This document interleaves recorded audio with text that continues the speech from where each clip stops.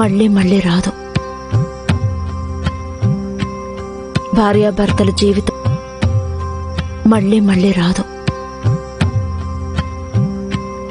భార్యాభర్తల జీవితంలో ఒక్కసారి వస్తుంది ఈ రాత్రి. మీరు చెప్పేది నిజమే.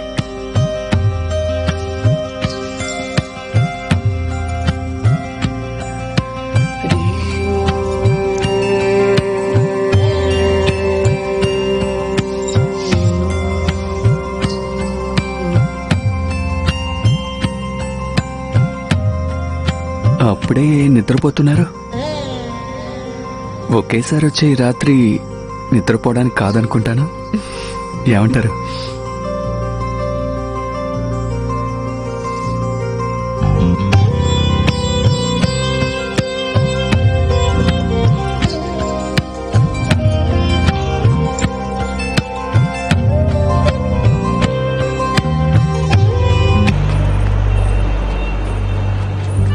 దీర్ఘాయుషుగా సంతోషంగా ఉండు.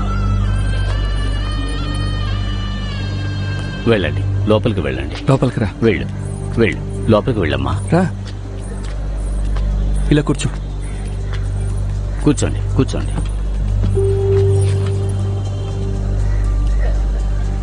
మరీ అంత కోపం ఎందుకు? ఒక్కసారి వీళ్ళు ఏం చెబుతున్నారో వినొచ్చు కదా. చెప్పు, ఏం చెప్పాలో చెప్పరా? ఏం కథ చెప్తావో చెప్పు. చాలు చాలు, వదిలే. ఇవన్నీ ఎందుకు? ఏం కథ చెప్తావో చెప్పు.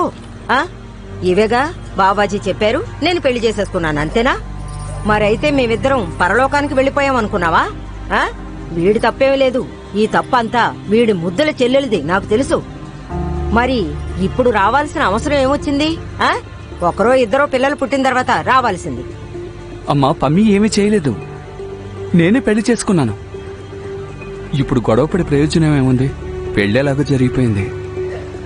ఇప్పుడు తను ఈ ఇంటి చాలా ఏపో. ఈ ఇల్లు నీది కాదు, నాది. నేను ప్రాణాలతో ఉన్నంత వరకు అడ్డమైన పిల్లని ఈ ఇంటి కోడలుగా నేను ఒప్పుకోను. అమ్మా, అనవసరంగా మాట్లాడుకో. తన గతం గురించి నాకు దిగులేదు. ఇప్పుడు ఈ ఇంటి కోడలు. శక్తి వద్దు. మీ కోపాన్ని నేను అర్థం చేసుకోగలను. నేను వేశ్యని, మీరు మంచివాళ్ళు. సమాజం, బంధువులు అందరూ ఏమనుకుంటారు? కానీ ఇందులో శక్తి తప్పేమీ లేదు. ఆయనకేమీ తెలీదు. బాబాజీ బలవంతం పెట్టి మా పెళ్లి చేశారు. మీరేం దిగులు పడకండి. నేను శక్తికి విడాకులు ఇచ్చేస్తాను. మీరు ఆయనకి మంచి పిల్లని చూసి పెళ్లి ఏంటి ఇష్టం వచ్చినట్టు మాట్లాడుతున్నావు? ఆటలుగా ఉందా? నువ్వు ఎలాంటి దానివైనా సరే, ఇప్పుడు మనకు పెళ్ళైపోయిందిగా. నేను ఇష్టపడి చేసుకున్నాను. అమ్మా, నువ్వు ఒప్పుకున్నా ఒప్పుకోకపోయినా బబితాని ఈ ఇంటి కోడలు. ఇదే ఫైనల్. నీకు నచ్చలేదు కదా? మేము వెళ్ళిపోతాం. రా బబిత. రే కూర్చోరా. ఈ ఇల్లు నాది కూడా. ఇకపై ఎవరైనా అనవసర విషయాలు మాట్లాడారో? బాగా చీకటి పడిపోయింది. ఎవరూ ఎక్కడికి వెళ్ళక్కర్లేదు. మీరిద్దరూ పైకి వెళ్ళండి. మిగతా విషయాలన్నీ తెల్లారేక మాట్లాడుకుందాం. పైకి పద బబిత.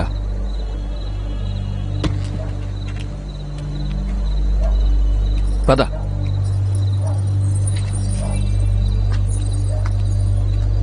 నా వల్లే నీకు మీ అమ్మకి గొడవ వచ్చింది.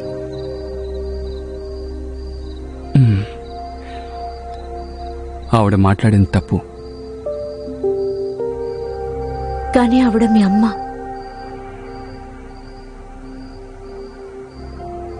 నేనెవరో ఏంటో కూడా నీకు సరిగ్గా తెలీదు.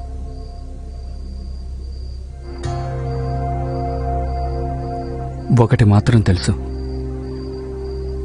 నువ్వు ఎలాంటి దానివైనా నువ్వు నా పెళ్ళానివి.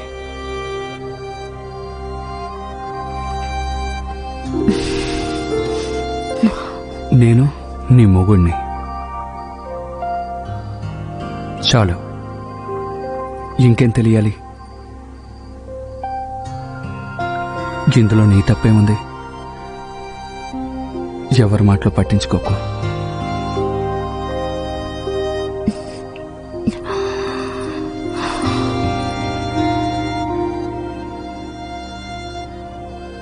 నాకప్పుడు 9 ఏళ్ళు. అప్పుడు నన్ను తీసుకుని ఢిల్లీకి వచ్చారు.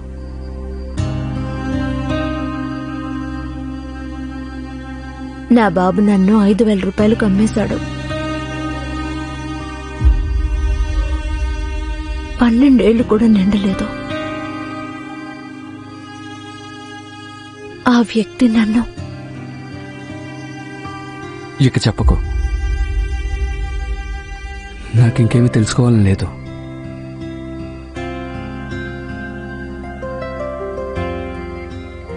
జరిగిపోయిన దాన్ని మర్చిపో.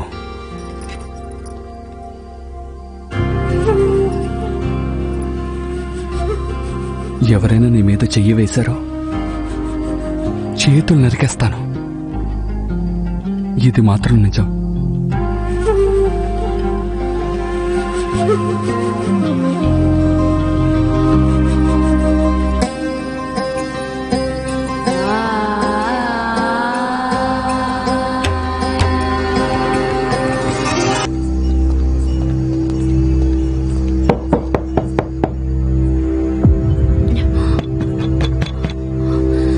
ఎవరు?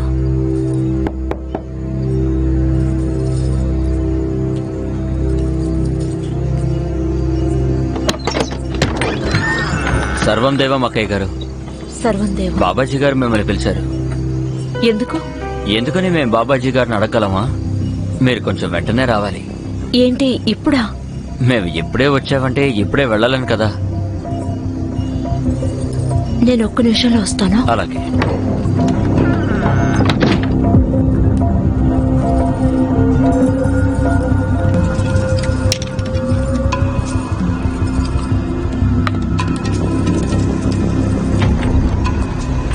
పదండి. రండి.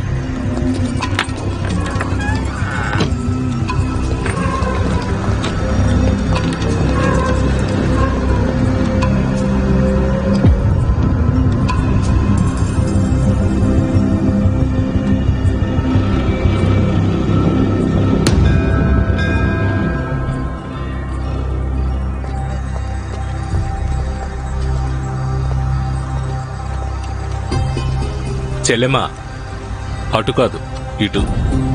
కానీ బాబాజీ గారి ప్రవేశ ద్వారం ఇటేగా ఉంది. అక్కడ ఇక్కడ చూడకండి, ఇలా రండి. రండి. కానీ ఇలా వెళ్తే ఎక్కడికి వెళ్తాం? కంగారు పడకండి. విజయానికి మొదటి మెట్టు ఇదే. ఆయన అన్ని దారులు బాబాజీ గారి దగ్గరికే వెళ్తాయి. ఎక్కడైనా సమాధిలో కూర్చుంటారు.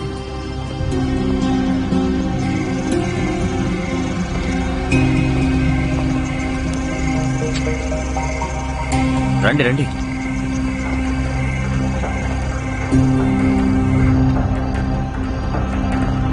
రండి.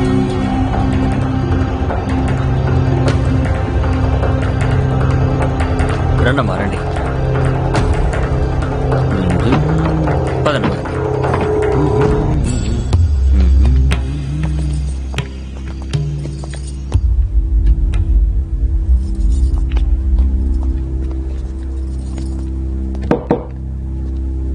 ఎలా రండి.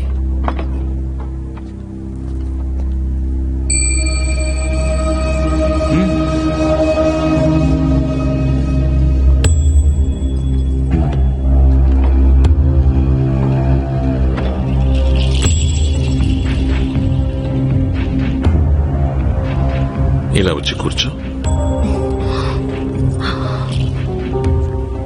కాదు కాదు, అటు కాదు, ఇక్కడ నా పక్కన.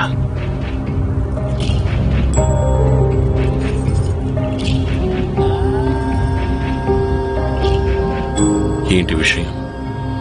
నువ్వెందుకని ఇంత టెన్షన్ గా ఉన్నావు? మీరు నన్ను ఇక్కడికి ఎందుకు పిలిచారు? నీ దుఃఖాన్ని పోగొట్టడానికి. ఇందాక సభలో చూశాను, నువ్వు కంటతడి పెట్టుకున్నావు. కంటతడి పెట్టే కళ్ళు ఎంత దూరంలో ఉన్నా కనపడతాయి. అయినా ఎందుకని నీకు ఈ బాధ? అందరి మనసులో మీకు తెలుసు అంటారు కదా. కాపురం పెట్టిన వెంటనే సంసారాన్ని చెడగొట్టే నేనెందుకు బాధపడుతున్నానా అని అడుగుతున్నారా? ఇదంతా కేవలం నీ భ్రమ. నువ్వు విచక్షణతో ఆలోచిస్తే అసలైన జీవితం ఇప్పుడే మొదలు కాబోతోందని అర్థమవుతుంది నీకు. ఆ నరకం నుండి నిన్ను బయటపడేసి ఇక్కడ శుద్ధ, సాత్విక, గౌరవప్రదమైన జీవితాన్నిచ్చాను నీకు. అవునా కాదా? అవును. నా మొగుడి మగతనాన్ని లాగేసి మళ్ళీ నా జీవితాన్ని నరకంగా మార్చేశారు కదా. నా భర్త పాపం చాలా అమాయకుడు. మిమ్మల్ని గుడ్డిగా నమ్మిన భక్తుడు తను. ఎందుకు మీరు తనకు అన్యాయం చేశారు? నిజమైన భక్తుడు గుడ్డిగానే ఉంటాడు. సంపూర్ణంగా తనని అర్పించుకుని తనని అంకితం చేసుకోవాలన్న నిర్ణయం తీసుకున్నది నీ భర్తే. తను కమాండర్ అవ్వాలనుకున్నాడు. జీవితంలో ముందుకు సాగాలనుకున్నాడు. తను వెళతాడు కూడా. ఆ నిర్ణయం తీసుకున్నది తను కాదు. ఆ విషయం నాకు బాగా తెలుసు. నాకు మంచి వ్యక్తి దొరికాడని అనుకున్నాను. జీవితం బాగుంటుందని ఆశపడ్డాను.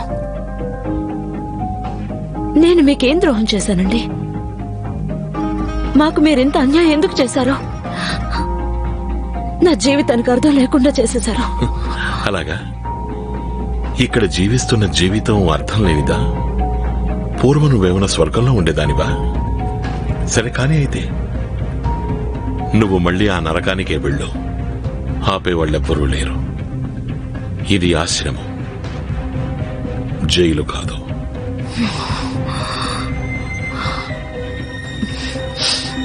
ఇలాంటి ఆలోచనలు నీ జీవితానికి మంచివి కాదు. ఇదిగో తిను.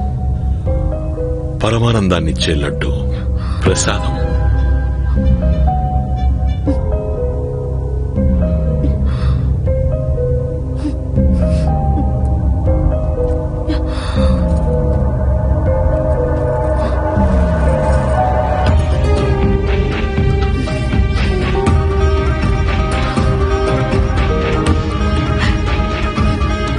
ఇంకా దుఃఖిస్తున్నావా?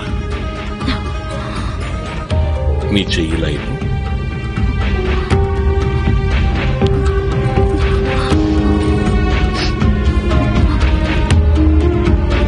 కూర్చో.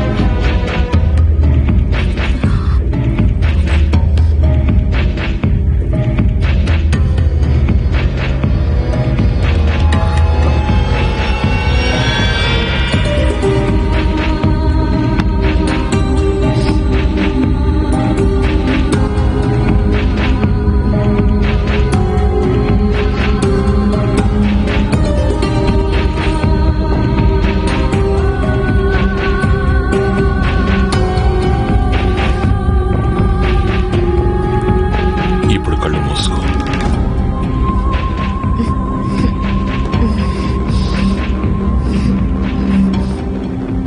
నీ ధ్యాసని శ్వాసపై కేంద్రీకరించు. నీ మనస్సు శరీరంతో చెప్పు. ఏకరూపం, ఏకరూపం, మహాస్వరూపం, మహాస్వరూపం, మనస్సు అనంతం, మనస్సు అనంతం, ఆత్మానంతం.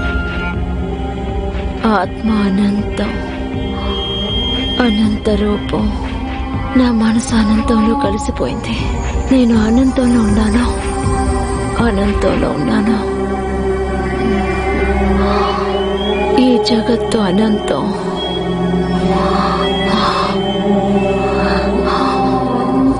అనంతంలోనే సాకారం.